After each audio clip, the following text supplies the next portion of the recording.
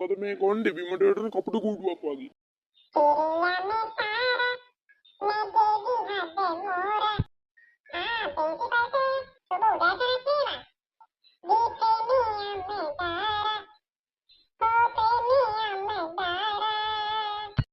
මූ යකෝ ඇවිදින ලවුඩ් ස්පීකරයක් වගේ.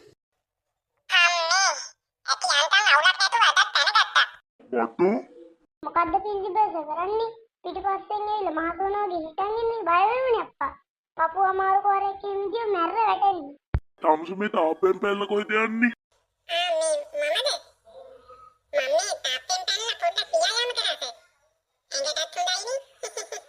එනවාකෝ යන්න ඔෆිස් එකට මං හොඳ ව්‍යායාම ටිකක් දෙන්න. අනේ සර් සෞඛ්‍ය මිස් තමයි කිව්වේ උදේට තාප්පෙන් පැල්ල ව්‍යායාම කරද්දී ඇඟට හොඳයි කියලා. ඒ නිසා සර් ව්‍යායාම කරේ.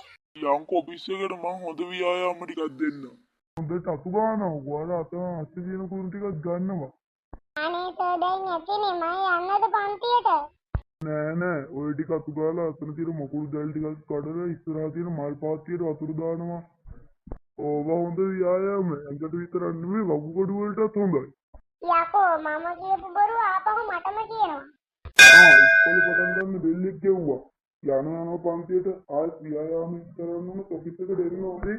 වාගේ අමුතු විදියට බෙල්ලෙක් ගහන්න.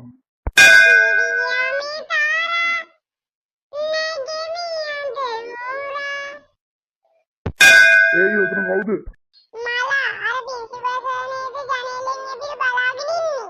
මොකද්ද තමසේ උතනට වෙලා කරන්නේ?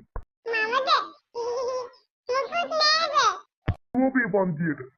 ඒ මොකද බන් නිකන් ජොනි අවුලෙන් වගේ. මෙන්න මොකද කෙල්ල දාලා ගින් කියන්නේ? කවුද සඳුරිද?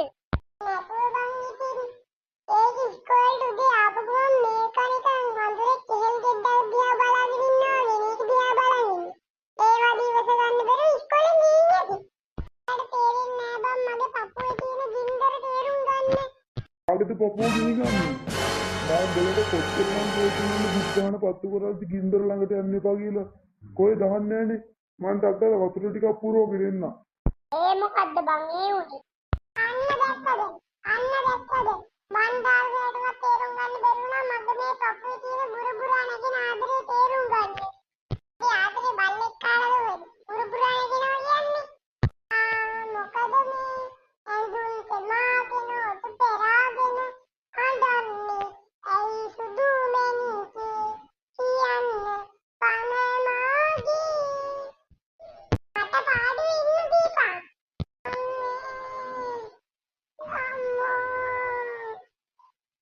කියන්න බෑ කිව්වනම් ඉවරනේ. ඔකට උත්තර දාන්න ඕනේ නෑනේ. සිංගිති ඉක්මනට ගිහිල්ලා නාම ලේඛනේ අරගෙන එනවද? මොනවා නැතත් බං මාටින් කියන්නේ එළ කොල්ලේ. බලන් උගේ මේ පපුවේ තියෙන පිළිතුරු ආදරේ අපි හැමෝටම ආදර්ශයක් නේ බං. මේ ආන්නකෝ මාටින්. කොමු? අර ඉන්නේ අලුතෙන් ආපු සඳමාලි වටේ කැරකි. අපෝ තුක් විතරයි. කෙල ගන්න එපා බං කෙල ටික ඔක්කොම මූණේ. මොකද්ද මාටින් කරන්නේ සඳුනියා වගේ රදුටි අඬ ඉන්දියා. දැන් මෙතන වෙන කෙල්ලෙක් පස්සේ යනවා.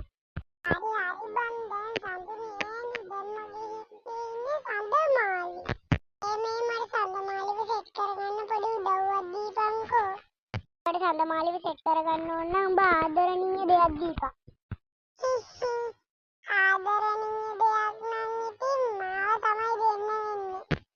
ඌවනම් හොඳ හරක් හොරේට දෙන්න. මොකද්ද උඹ කිව්වේ? නෑ මම මේ කිව්වේ රෝස මල දුන්නොත් හොඳයි කියලා. අම්මට කිව්වේ රෝස මල